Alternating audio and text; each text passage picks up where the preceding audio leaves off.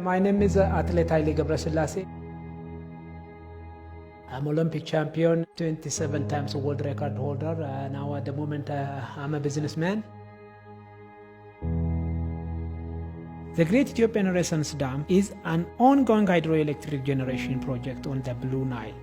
Electricity and education has to go parallelly.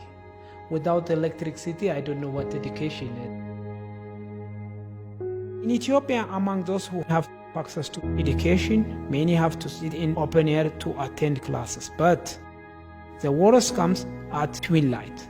They have to study or do their homework in breathing the dark smokes of homemade gasoline lamp, to pick the dirt from their nose and clean their throat every morning. It's a gas and it's too smoky and too hard to read, too hard to do the homework. It's called lamba in Ethiopia.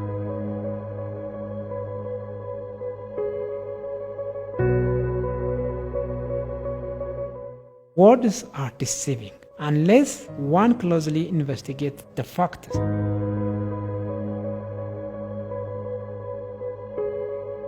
In Ethiopia, 60% of the population, around 66 million of the people, lacks electricity. People of Ethiopia who lives in the countryside, even the people who lives in the city, there is no clean water. Without electricity, there is no clean water. How do you filter the water without electricity? In Ethiopia, 62 million Ethiopians lack access to safe water. And on average, a girl of 60 have to go forth and back 6 kilometers to fetch a gallon of unsafe water. I'm talking about water, not clean water. In a countryside, you don't talk about the clean water. You talk only, just the water. It doesn't matter how clean or not.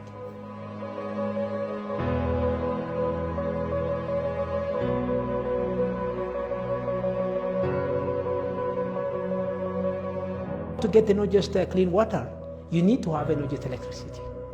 In the area or where I used to live, the place where I was born, electricity is a very luxury thing. Still nowadays.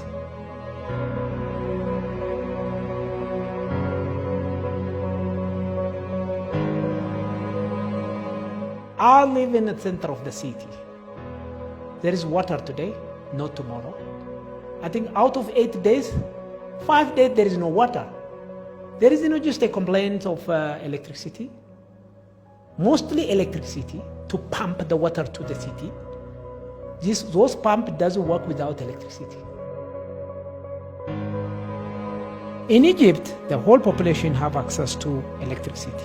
Of all African countries, surely, of all Nile Basin countries, it is only Egypt that has over 98% of its population with access to potable water.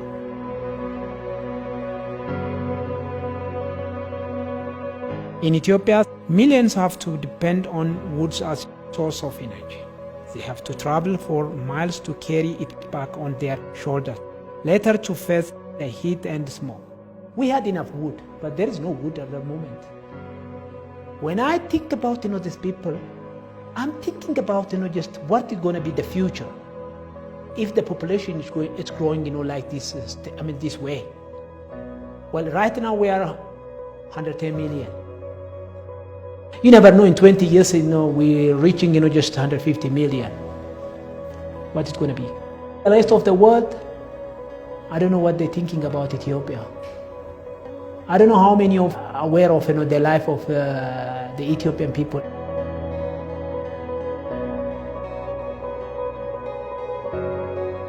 The lifestyle of the whole population here in Ethiopia, it's between in life and death. It is an unrelenting struggle for survival. Hundreds of thousands could have been saved annually or protected in their first place from dying had not been for the lack of electricity. Men have to carry pregnant women for miles searching for health facility with electricity. Many died on the road. Others have to try delivering at home due to emergency labor to face the same fate.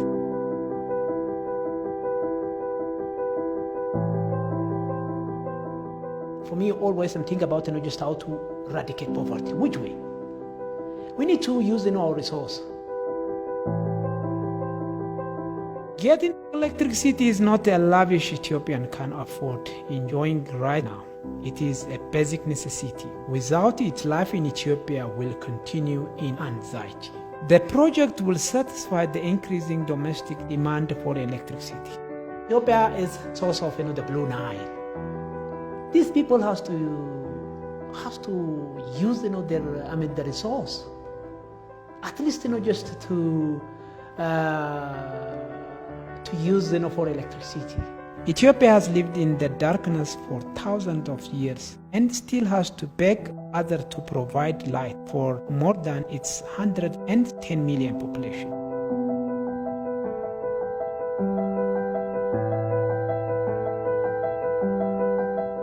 Okay, forget about just maybe the international law. Let's think about the fairness. Let's be fair. History shows, however, Egypt's present fabricated accusation. Assuming the false accusation of Egypt is true and taken seriously, whose lives matter the most, Egyptian or Ethiopians? For Egypt, who keeps claiming the sole ownership of the water, it is the Egyptians.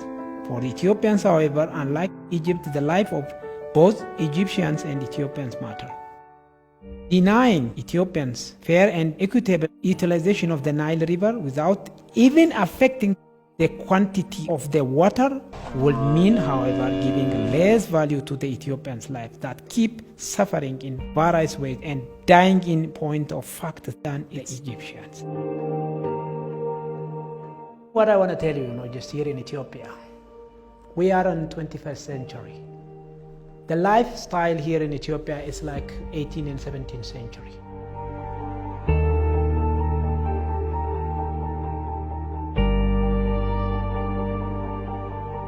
If they don't have just another problem or another question for the Egyptian, for the people of Egypt, to have this dam is not a threat, it's an advantage.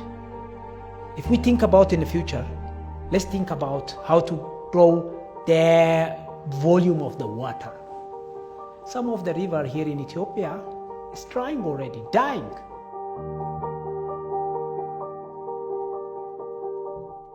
Now Ethiopia has to use the resource to escape from the chains of poverty. This is very important for Egyptian as well, to keep the water in Egypt, because it's a very high evaporation. And instead of storing their water here in Ethiopia, they're going to have just enough flow for the whole year.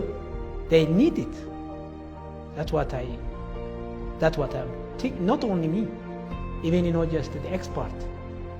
The position of the Ethiopian government has been clearly confirmed by the final report of the International Panel of Experts. This must come to an end. I think time to help ourselves. Otherwise, this country is going to be in danger. The dam is under construction for electricity production. That is why I support the completion of this dam.